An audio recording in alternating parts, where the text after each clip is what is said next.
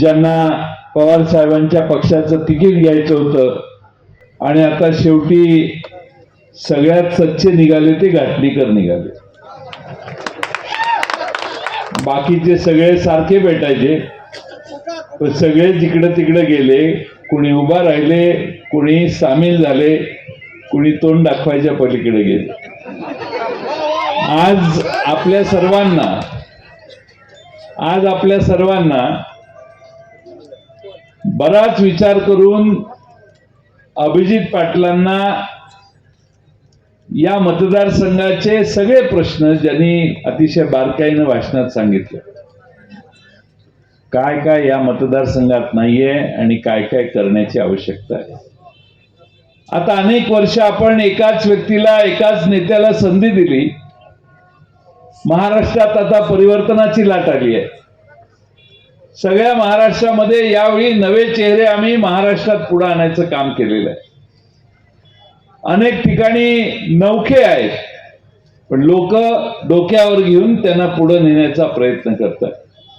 शिवसेना, उद्धव ठाकरे पक्ष, काँग्रेस आणि राष्ट्रवादी काँग्रेस, शरदचंद्र पवार पक्षाच्या वतीनं आणि आमच्या मित्र पक्षाच्या वतीनं महाराष्ट्रामध्ये उद्याच्या विधानसभेमध्ये बहुतेक सगळे नवे चेहरे महाराष्ट्राच्या विधानसभेत जातील. त्यातला एक चेहरा अभिजित पाटलांचा असेल ही माझ्या मनात खात्री आहे. शून्यातून स्वतःचं विश्व निर्माण केलं तर त्याची हेटाळणी करणं हे योग्य आहे असं मला वाटत नाही.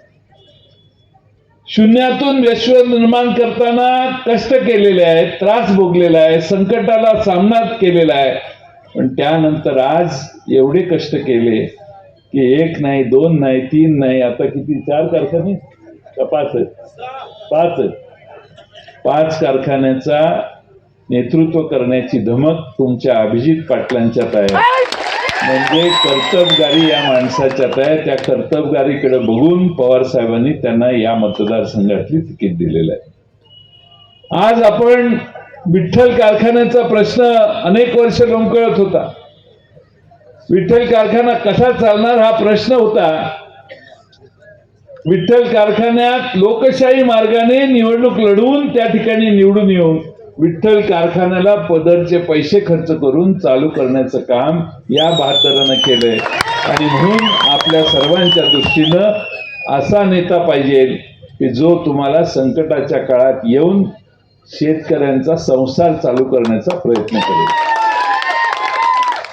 तरुण आहेत, जोश आहे, तुमची सेवा करण्याची इच्छा आहे. 2-4 महिन्यापासून, 6 महिन्यापासून माढा विधानसभा मतदारसंघातल्या सगळ्यांना जाऊन भेटण्याचा त्यांनी अतिशय चांगला प्रयत्न केलाय. ते आता काही नौखे राहिलेले नाही. कुणाची त्यांच्या मागे पुण्याई नाही, त्यांच्या मागं फार काही परंपरा आहे अशातलाही भाग नाही. आणि त्यामुळं नवा चेहरा तुमच्या समोर येत असताना आज माढ्यातल्या विधानसभा मतदारसंघातल्या जनतेची जबाबदारी आहे की बदल करायचा आणि अभिजित पाटलांचा नवा चेहरा विधानसभेवर पाठवायचं. ते काम उद्याच्या निवडणुकीत तुम्ही सगळ्यांनी करा. अनेक प्रश्न आम्ही बदल करतो, तुम्ही नामदार करा.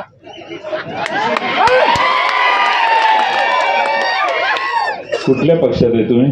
राष्ट्रवादी, शरद पवार गट. ते जरा रंग वेगळा आहे.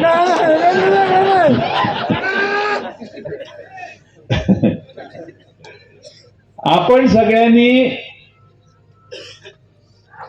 महाराष्ट्रामधले अनेक प्रश्न आज आपल्या सगळ्यांना माहिती आहेत. मी त्या सगळ्यांच्या खोलात जात नाही. महागाई प्रचंड वाढलेली आहे, बेकाराची समस्या वाढलेली आहे, शेतीमालाचे दर खाली जायला लागलेले आहेत. 14 साली भाजपचे नेते मोर्चे काढून सांगायचे की सोयाबीनला 6,000 रुपये पाहिजेत. ते 6,000 रुपयाच्या ऐवजी आता 3200, 3300, 3400 रुपयावर सोयाबीन खाली आलं. कांद्याची अवस्था काय झाली आहे तुम्हाला सगळ्यांना माहिती आहे. कांद्याला चांगला दर मिळत होता, त्यावेळी सरकारने निर्यात बंदी केली. कापसाला दर वाढतील असं वाटत होतं. परवाच 22 लाख गाठी भारत देशाने आयात केल्या. कापूस उत्पादकांचं कंबरड मोजण्याचं काम त्यांनी केलं. ऊसाच्या रसापासून इथेनॉल तयार करण्याचं धोरण सरकारने केंद्राने जाहीर केलं. देशामध्ये सगळे त्याच मार्गाने जायला लागले. साखर 34-35 रुपयापासून 45 रुपयावर जाईल असं चित्र होतं. पण अचानकपणाने सरकारने हे धोरणच रद्द केलं आणि अनेकांचे शेकडो कोटी रुपये गुंतले. त्याची कदर केली नाही. आता महाराष्ट्रात आणि भारतामध्ये ज्यूस टू इथेनॉल कारखाना काढणाऱ्या एक 50-50 लोकांची आज संकट आले, अडचण झालेली. परिणाम काय झाला तर 45 रुपयाला साखर गेली असती, ती आता 35-36 रुपयावर परत खाली आली. मी या गोष्टी यासाठी सांगतोय की भारतीय जनता पक्ष शेतकऱ्यांच्या बाजूने कधीच उभा राहिलेला नाही. जेव्हा शरद पवार साहेब देशात कृषी मंत्री होते, दादा स्वतः राज्याचे उपमुख्यमंत्री होते, तो सगळा काळ तुम्ही आठवा की ज्या काळामध्ये महाराष्ट्रातच नाही तर देशातल्या ग्रामीण भागामध्ये शेतकऱ्याच्या हातात आधारभूत किमती सतत वाढत वाढत 4 पैसे जास्त जायला लागले. पवार साहेबांना लोकसभेत भारतीय जनता पक्षाने कॉर्नर केलं आणि सांगितलं तुमच्यामुळे देशात महागाई वाढते. पवार साहेब म्हटले हो, शेतीमालाचे दर वाढवून ग्रामीण अर्थव्यवस्था बळकट करणं हे आमच्या देशाचं कर्तव्य आहे आणि देशाचं तेच धोरण राहणार आहे. तुम्हाला काय टीका करायची ती माझ्यावर करा. सिमेंटचे दर वाढले, महागाई यांना दिसत नाही. पेट्रोलचे दर यांनी वाढवले, महागाई होत नाही. स्टीलचे दर वाढले, महागाई होत नाही. गाड्यांचे दर वाढले, महागाई होत नाही. पण शेतीच्या मालाचे दर वाढायला लागले की अचानक यांना महागाई आठवते. हाच राष्ट्रवादी काँग्रेस, महाविकास आघाडी आणि भारतीय जनता पक्षातला मूलभूत फरक आहे. हा पहिल्यांदा तुम्ही लक्षात घेणं आवश्यक आहे. आपल्या सर्वांना अनेक पद्धतीनं बेरोजगार मुलांची गाठ भेट होत असेल. मुलं वणवण फिरतात, नोकऱ्या मिळत नाहीत.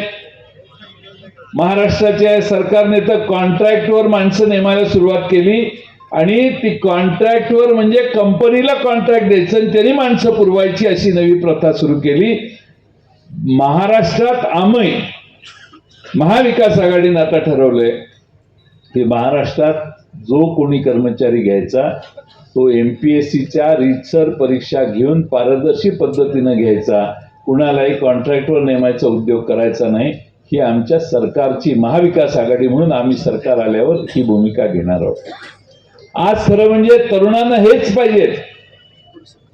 महाराष्ट्रातले 2-4 लाख कर्मचारी न नेमता कॉन्ट्रॅक्टवर नेमले आणि कमी पगारात त्यांच्याकडून काम करून घेण्याचं पाप हे सरकार करते. ती प्रथा बंद महाराष्ट्रात झाली पाहिजे. पण प्रश्न राहिला बेरोजगारांचा. तुम्ही थोडासा बारकाईने अभ्यास करा. महाराष्ट्र एकनाथ शिंदेच्या सरकारने गुजरातला आंदोलन दिलेलं आहे. गुजरातचं मांडलिकत्व एकनाथ शिंदेच्या सरकारने स्वीकारलेलं आहे. फॉक्सकॉनचा प्रकल्प गुजरातमध्ये गेला. आम्ही विधानसभेत आवाज उठवला. एकनाथ शिंदे साहेबांनी भाषणात केलं, जयंतराव काळजी करू नका, आम्ही मोदी साहेबांना भेटलो, मोदी साहेब यापेक्षा मोठा प्रकल्प आम्हाला देणार आहे. मी म्हटलं ह्यापेक्षा मोठा प्रकल्प म्हणजे काय? म्हटलं ह्यापेक्षा मोठा प्रकल्प जयंतराव आपल्याला मोदी साहेब देणार आहे. निवडणुका लागल्या, याचा अर्थ भोपळा.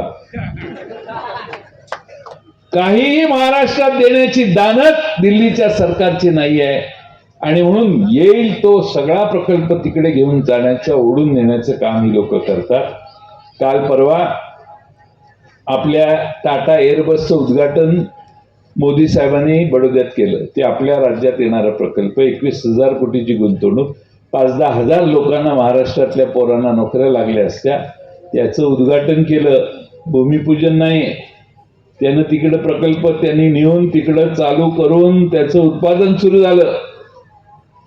आमच्या महाराष्ट्राला मागे ठेवण्याचं पाप हे एकनाथ शिंदेच्या सरकारने केलं.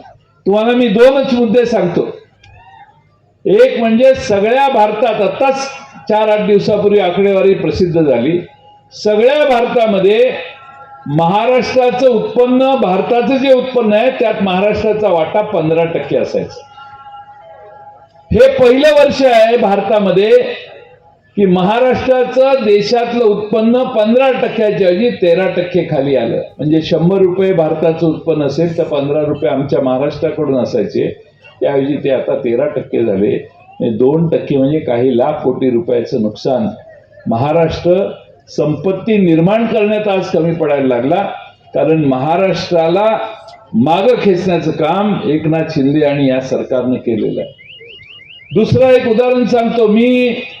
आम्ही एका मंत्रिमंडळात होतो, दादांच्या नेतृत्वाखाली आम्ही काम करत होतो राज्याचा अर्थमंत्री म्हणून. त्यावेळी महाराष्ट्र दरडोई उत्पन्नात देशामध्ये दुसऱ्या, तिसऱ्या, चौथ्या क्रमांकावर होता. 14 साली दिल्लीला मोदी साहेब बसले, मुंबईला महाराष्ट्रात सरकार मुख्यमंत्री म्हणून देवेंद्र फडणवीस साहेब बसले. जास्त नाही, फक्त 2-2.5 वर्षात गुजरात महाराष्ट्राच्या पुढे गेला, महाराष्ट्र खाली गेला. 16 साली जो महाराष्ट्र गुजरातच्या खाली गेलाय तो अजून वर आलेला नाही. माणसांचं दरडोई उत्पन्न गुजरातचं आपल्यापेक्षा जास्त आहे. याचा अर्थ गुजरातमध्ये श्रीमंत माणसं आहेत आपल्यापेक्षा, आणि महाराष्ट्रात जी दरडोई उत्पन्नाची मर्यादा आहे ती आमची घसरलेली आहे. म्हणजे गुजरातने आम्हाला ओव्हरटेक केलं. आज भारतामध्ये 13वा नंबर आहे आपल्या महाराष्ट्राचा, 11वा नंबर आहे आपल्या महाराष्ट्राचा. म्हणजे 10 राज्य दरडोई उत्पन्नात आपल्यापेक्षा वर आहेत. हे 2 मुद्दे बघितले तर कसं महाराष्ट्राला गुजरातचं मांडलिकत्व घेण्याची वेळ आली किंवा गुजरातच्या दावणीला यांनी महाराष्ट्र कसा बांधून ठेवला हे तुम्ही सगळ्यांनी लक्षात घ्या.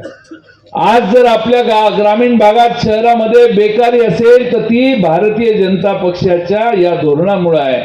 आणि आमचं महाराष्ट्राचं हे त्रिकूट, एक मुख्यमंत्री, 2 उपमुख्यमंत्री, तिकडं काही गेलं तर तोंडातनं ब्र काढत नाही, बोलतच नाही. गुजरातमध्ये गेलं तर त्याला थांबवायलाही जात नाही, किंवा नाही जाना हमारे महाराष्ट्र में आम्ही जास्त सवलती देतो, काहीतरी बोलतील. त्याला फोनही करत नाही. तिकडं फोन आला अमित भाईंचा, इकडे हे गप गा, एवढे घाबरतात त्यांना की काय विचारू नका. आणि म्हणून महाराष्ट्रात हे त्रिकूट सत्तेवर ठेवणं हे महाराष्ट्राच्या अधोगतीला आणखीन निमंत्रण देण्यासारखं आहे. त्यामुळे सत्तेत असणारे हे त्रिकूट घालवण्यासाठी अभिजित पाटलांना महाराष्ट्राच्या विधानसभेत एक आमदार म्हणून पाठवण्याची जबाबदारी तुमची माझी आहे.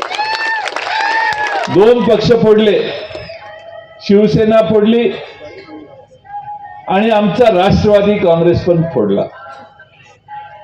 तुम्ही आज लोकसत्ता वाचलाय की नाही मला माहित नाही, मी वाचत होतो.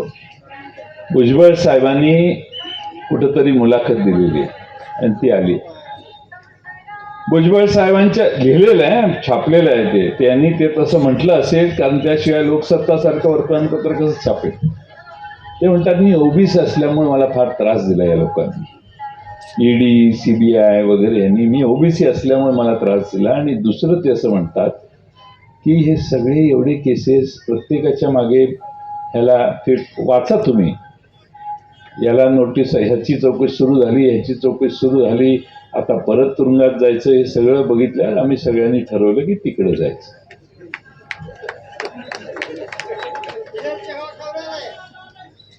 याचा अर्थ असा की हे तिकडे गेले ते तत्वाने नाही गेले,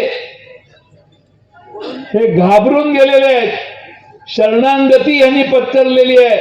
महाराष्ट्राचा स्वाभिमान बाजूला ठेवून यांनी त्यांच्या गोटात जाऊन हात बांधून त्यांची माफी मागितली असेल आणि मग त्यांना मंत्रिमंडळात घेण्याची व्यवस्था झालेली आहे, असं भुजबळ साहेबांच्या म्हणण्यावरून दिसतंय. माझं काय त्याच्यावर म्हणणं नाही.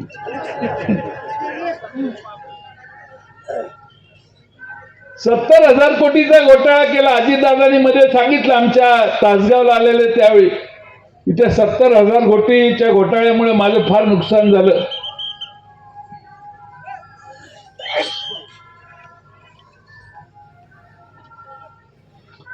माझं फार नुकसान झालं. आरोप कुणी केला 70,000 कोटीचा? त्यांच्यात भारतीय जनता पक्षाने. देवेंद्र फडणवीस आणि आमचे विनोद तावडे बैलगाडीवर पुरावे घेऊन आले आणि त्यांनी बैलगाडीचे पुरावे दिले.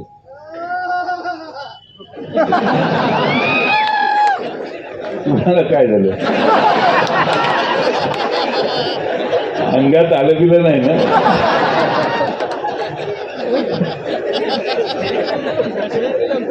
तसा आवाज तसा वाटला आणि म्हणून चौकशी सुरू झाली. आराराबांनी सही केली. अजितदादांनी सांगितलं की देवेंद्र फडणवीसांनी मला बोलवलं एक दिवस आणि दाखवली फाईल उघडून, हे बघा आराराबांनी तुमच्या सही केली. पण दुसरा महत्वाचा मुद्दा काय, त्याच्या खाली सही कुणाची होती? देवेंद्र फडणवीसांची, पृथ्वीराज चव्हाणांची नव्हती.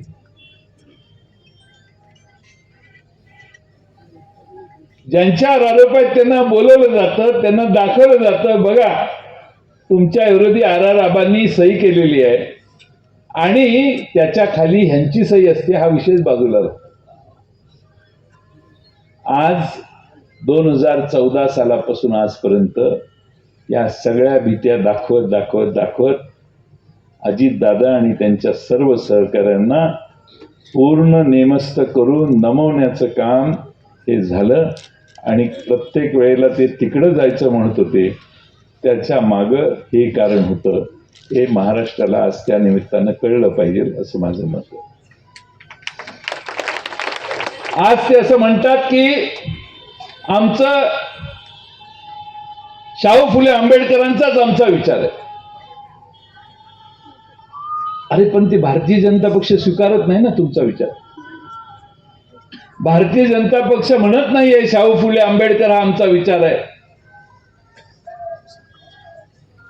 घोटाळ्याचा आरोप झाल्यावर सगळे आमच्याकडून तिकडे गेले, सगळे मंत्री झाले, काही माझी तक्रार नाही. पण नवाब मलिकांच्यावर काय आरोप झाले माहितीये तुम्हाला? ईडी वगैरे तर ठीक आहे, पण देशद्रोहाचा गुन्हा नवाब मलिकांच्यावर NIA मार्फत नोंदवण्यात आला. देशद्रोहाचा गुन्हा ज्यावेळी नोंदवला जातो त्यावेळी त्याची माहिती देण्याचं काम भाजपचे हे सगळे नेते सतत करत होते. काल परवा अजितदादांच्या पक्षाची यादी जाहीर झाली. भारतीय जनता पक्षाने नवाब मलिक यांची उमेदवारी मान्य केली. जर नवाब मलिक देशद्रोही असतील तर नवाब मलिकांची उमेदवारी तुमच्या पॅनेलमध्ये तुम्ही कशी मान्य केली याचा खुलासा भारतीय जनता पक्षाने केला पाहिजे. बरं, एकावर एक फ्री 2 स्कीमच आहे. नवाब मलिकांनाही उमेदवारी आणि त्यांच्या कन्येलाही उमेदवारी शेजारच्या मतदारसंघातून. याचा अर्थ नवाब मलिकांच्यावर तुम्ही जे आरोप करत होता ते खोटे आहेत हे एकदा महाराष्ट्राला सांगा. तुम्हाला नवाब मलिकांच्या पॅनलमध्ये त्यांना घ्यायचं असेल, आमची काही तक्रार नाही. पण नवाब मलिकांच्यावर आरोप तुम्ही केले, तुम्ही नवाब मलिकांना बदनाम केलं, तुम्ही नवाब मलिकांना तुरुंगात टाकलं, तुम्ही नवाब मलिकांच्यावर देशद्रोहाचा आरोप केला, नवाब मलिकांच्या मागे चौकशीचा ससेमिरा तुम्ही लावला. पहाटे तुमचे अधिकारी गेले, नवाब मलिकांना अरेस्ट केलं. हे सगळं जे झालं ते तुम्ही केलं. आणि आज त्याच नवाब मलिकांना तुमच्या पॅनलमध्ये, उद्या मंत्रिमंडळ तुमचं झालंच चुकून, होणार नाहीये, झालंच चुकून, तर याला घेण्याची पण व्यवस्था करतो. मी तुम्हाला हे काय सांगतोय तर यांची वागण्याची जी पद्धत आहे ती जनतेला गृहीत धरून, जनतेला मूर्ख समजून यांची पावलं टाकण्याचं काम झालेलं आहे. आणि म्हणून महाराष्ट्रातल्या जनतेची फसवणूक एकनाथ शिंदेचा पक्ष फुटला त्यावेळी झालेली आहे आणि अजितदादांना त्या तिकडं पलीकडे घेऊन जाताना देखील जनतेची फसवणूक करण्याचा उद्योग ज्यांनी केला त्यांना महाराष्ट्रात प्रायश्चित्त देण्याचं काम आपण सगळ्यांनी केलं पाहिजे. आमच्यातून अनेक जण गेले. शरद पवार साहेबांचा ज्यांच्यावर उपकार होता, शरद पवार साहेबांच्या शिवाय त्यांनी दुसरा विषयच कधी आयुष्यात केला नाही, अशी सगळी चटकन उठली आणि तिकडे गेले. अभिजित, तुमच्या मतदारसंघातली केस तशीच आहे. पवार साहेबांची किती जवळचे संबंध, पण काय अडचण होती. नवा भुजबळ साहेबांचं जे स्टेटमेंट आहे ते जर बघितलं, ते असले सगळ्या गोष्टी माझ्या सगळ्यांच्या लागल्या, ते सगळे गेले असा त्याचा अर्थ झाला. कुणाच्या चौकशा चालू होत्या. म्हणजे ईडी, सीबीआय ह्या सगळ्या व्यवस्था तुमच्या विरोधी वापरण्याची व्यवस्था भारत देशात सत्तारूढ पक्षातली लोक करतायत.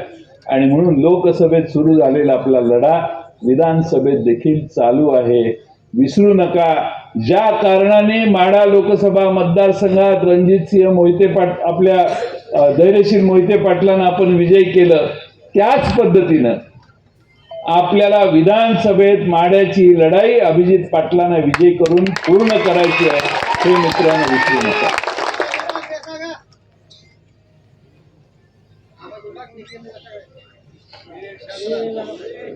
लय घाई करू नका. राजकारणात घाई करायची नसते. निवडून आल्यानंतर अशा मागण्या करायच्या असतात. आता मला लय जण म्हणतात तुम्ही या होणार त्या होणार. मी काय बोलतोय का? लय लपड होतं. तुम्हाला काय सांगायचं. निवडून यायचं बघूया जास्त संख्येनं, नंतर मग काय करायचं ते बघू. तुम्ही काय असेल ते माझे निरीक्षक इथं थांबवतो पाहिजे तर माने साहेब त्यांना कानात सांगा. पण निवडून येण्याला प्राधान्य आहे. आणि निवडून येण्यासाठी महाराष्ट्रात शरद पवार साहेबांना, उद्धव ठाकरे साहेबांना आणि काँग्रेसला जो प्रतिसाद देतोय, तो प्रतिसाद बघितला तर आपलंच सरकार येणार आहे. एकदा सरकार आणू आणि मग आपण त्यावर चर्चा करू. आम्ही सत्तेवर येणार आहे. आम्ही सत्तेवर आल्यावर काय करणार, 5च मुद्दे सांगतो आणि मी माझं भाषण पूर्ण करतो. अजून सोलापूरला 2 सभा आहेत.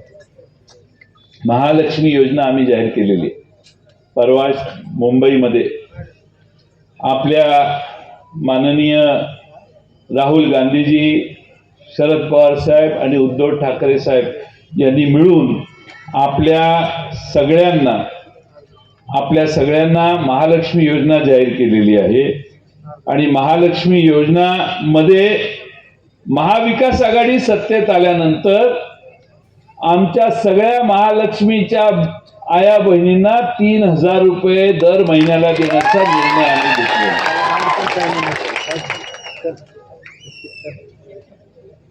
तुमची पत्नी गावाला जायला लागली तर ती तुम्हाला एसटीच्या तिकिटाचे पैसे आता मागणार नाही, कारण त्यांचा प्रवास मोफत करायचं ठरवलं. आता घरी गेल्या गेल्या एक काम करायचं सगळ्यांनी. हे फार महत्वाचं काम आहे. घरी गेल्यावर आपल्या बायकोला, आईला, बहिणीला सांगायचं, यो बाबा 1,500 रुपये देतोय, यो आज आलेला बाबा 3,000 रुपये द्यायला लागलाय. आपलं मत कुणीकडे. सगळ्या महाराष्ट्रातल्या महिला सांगतील की 1,500 जाता योजना जाहीर केली, विचार न करता आम्ही पूर्ण विचार करून 3,000 रुपये द्यायचं ठरवलंय. महाराष्ट्रातल्या सगळ्या आमच्या महालक्ष्मी, घरातल्या लक्ष्मी या महाविकास आघाडीलाच मतदान करतील. आणि तेवढा निरोप तुम्ही आपल्या प्रत्येकाच्या घरी, शेजारी पाजारी देण्याचं काम करा. आम्ही उद्धव ठाकरेंच्या नेतृत्वाखाली सरकार आलं त्यावेळी 2 लाख रुपये आम्ही कर्जमाफी दिलेली आणि 50,000 रुपये रेग्युलर कर्ज फेडणार आहे. ते 50,000 रुपये काहींना मिळाले, काहींना मिळाले नाही, कारण आमचं सरकार गेलं, अर्थमंत्री तेच राहिले, पण ही जबाबदारी त्यांनी पूर्ण केली नाही. काही ठिकाणी अजूनही राहिलेले आहेत. पण आता पुन्हा आपलं सरकार उद्याच्या निवडणुकानंतर आलं तर महाविकास आघाडीने असं ठरवलेलं आहे की महाराष्ट्रातल्या शेतकऱ्याला संकटातनं बाहेर काढण्यासाठी 3 लाख रुपयापर्यंतची कर्जमाफी त्याला द्यायचा आणि 50,000 रुपये जो रेग्युलर कर्ज भरेल तो देण्याचा आम्ही निर्णय केलेला आहे. युवकांना बेरोजगार भत्ता 4,000 रुपये मासिक आणि जातनिहाय जनगणना करण्याचा निर्णय आम्ही केलेला आहे. लहान मोठ्या सगळ्या जातींची एकदा महाराष्ट्रात जनगणना करू. तेलंगणात चालू आहे, कर्नाटकात चालू आहे, तशीच महाराष्ट्रात आम्ही चालू करू. त्यामुळं ह्या आरक्षणाच्या संबंधातले गैरसमज जे आहेत ते दूर करण्यासाठी 50% आरक्षणाची मर्यादा वाढवण्याची मागणी देखील आपलं सरकार आल्यावर ताकदीनं आपण करू. पण त्याचबरोबर जातनिहाय जनगणना करून लहान मायक्रो कम्युनिटीज ज्या आहेत त्या आयडेंटिफाय करू आणि सत्तेमध्ये त्याचबरोबर अर्थकारणात आणि त्याचबरोबर संधीमध्ये त्यांचा तेवढा वाटा देण्याचं काम आपली निवडणूक झाल्यावर आपण जातनिहाय जनगणना केल्यानंतर आपण करू. हा विश्वास देखील महाविकास आघाडीच्या वतीनं तुम्हा सगळ्यांना मी देतो. मला एक प्रश्न आपल्याला विचारायचा, इथं कोण आहे का की ज्याचे नातेवाईक किंवा स्वतः कोणी आजारी पडला, तो पुण्याला रुबी हॉल हॉस्पिटलमध्ये गेला, बॉम्बे हॉस्पिटलमध्ये मुंबईला गेला, ब्रिज कँडी हॉस्पिटलमध्ये गेला आणि मोदी साहेबांनी एक 5 लाख रुपयाची गॅरंटी दिलेली, आठवतं का तुम्हाला? ती 5 लाखाची गॅरंटी घेऊन एखादा हॉस्पिटलमध्ये गेला आणि असं आहे का कोण इथं मांडवात माईचा लाल की ज्याला मोदी साहेबांच्या 5 लाखाचा फायदा झाला आणि त्याचं सगळं हॉस्पिटलचं बिल रद्द झालं, असा कोण आहे का इथं? आहे का? नसेल तर गप्प बसा, असेल तर हात वर करा.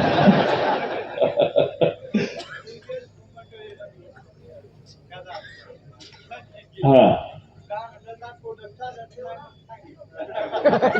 बघा, आता महाविकास आघाडीने बराच विचार विनिमय करून असं ठरवलेलं आहे की एका कुटुंबात 5 ते 7 लोक असतात. ग्रामीण भागात लहान कुटुंब असेल तर 3-4 लोक असतात. ग्रामीण भागात आणि शहरी भागात जर कुणी आजारी पडला, एखाद्याला हार्ट अटॅक आला, बायपास सर्जरी करायची असेल, एखाद्याची किडनी ट्रान्सप्लांट असेल, एखाद्याचं लिव्हर ट्रान्सप्लांट असेल, म्हणून आम्ही महाविकास आघाडीच्या वतीने सरकारकडून महाराष्ट्रातल्या प्रत्येक कुटुंबाचा 25 लाख रुपयाचा विमा काढू आणि तुम्हाला सरकारकडे यायची गरज लागणार नाही. तुम्ही स्टेट हॉस्पिटलमध्ये ते कार्ड दाखवून गेला तर तुम्हाला ऍडमिट करून तुमच्यावर 25 लाखापर्यंतचे उपचार हॉस्पिटल करेल. हॉस्पिटलचे बिल परस्पर त्यांना जाईल. तुम्हाला 1 रुपयाची 25 लाखापर्यंत कोशिश लागणार नाही. दोघांच्यावर उपचार वर्षभरात झाले, तिघांच्यावर झाले किंवा एकावर तेवढा रकमेचा खर्च झाला तरी सरकारच्याकडून ते देण्याची व्यवस्था महाराष्ट्रात आम्ही करायचं ठरवलेलं आहे. या 5 लोकसेवेच्या पंचसूत्र्या परवा जाहीर झाल्या. डिटेलमध्ये आम्ही 10 तारखेला जाहीरनामा प्रकाशित करणार आहे. आमच्या पक्षाचे काही नेते, तिन्ही पक्षाचे एकत्रित येऊन त्यामध्ये अनेक गोष्टी आहेत. पानंद रस्त्याचा प्रश्न आम्ही त्यात सोडवतो. शेतकऱ्यांना बिबट्याचा एवढा त्रास आता अलीकडे बऱ्याच महाराष्ट्रातल्या जिल्ह्यात झालाय की दिवसा वीज देण्याची त्याची मागणी आहे. ती दिवसा वीज देण्याची व्यवस्था देखील आम्ही पुढच्या काळात करणार, ही आम्ही भूमिका स्वीकारलेली आहे. आणि त्यामुळं आपणा सर्वांना माझी एवढी विनंती आहे की आपण सर्वांनी थोडंसं हे सगळं गणित महाराष्ट्रात बहुजन समाजाच्यासाठी सोयीचं असेल ते बघण्यासाठी शाहू फुले आंबेडकरांच्या विचाराच्या मागे हात वर करणाऱ्या उमेदवाराच्या मागे आपला उमेदवार उभा केला पाहिजे. आपल्या सगळ्यांना माझी विनंती आहे. ऊस ऊसाचा दर ही त्या कारखान्याचा प्रश्न असं मी समजतो. लढाई आहे ती विचारांची लढाई आहे. शरद पवार साहेब आज त्यांच्या विरोधी लढतायत का तर विचारावर आधारित यशवंतराव चव्हाणांचा विचार महाराष्ट्रात पुढे नेण्याचं काम जबाबदारीने शरद पवार साहेबांनी केलं. त्याच शरद पवार साहेबांनी आज दिल्लीला आव्हान दिलेलं आहे. लोकसभेत आपला इंगा दिल्लीला दाखवलाय, तोच इंगा महाराष्ट्रात विधानसभेत दाखवण्यासाठी तुम्ही सगळ्यांनी पूर्ण ताकदीनं काम करावे एवढी विनंती मी या ठिकाणी करतो. अमित शहा आमच्याकडे आज आले होते वाटतं, खेळायला आले होते मला, सांगलीत आले होते.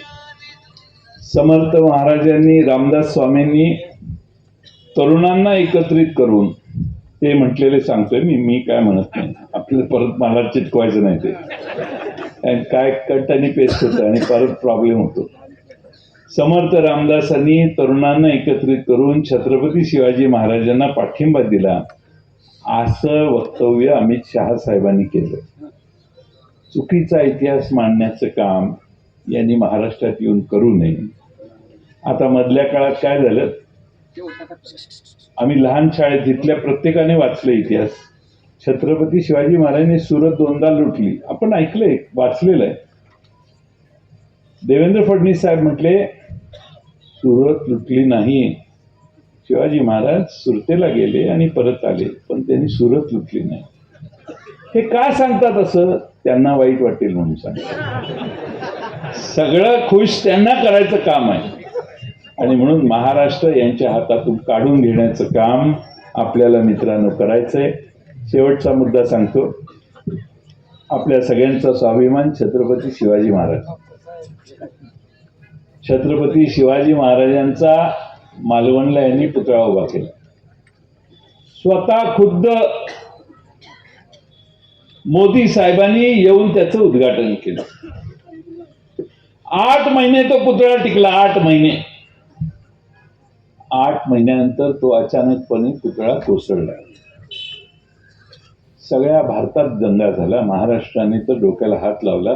महाराष्ट्राचा स्वाभिमान, महाराष्ट्राचा अभिमान छत्रपती शिवाजी महाराजांच्यात आम्ही बघतो.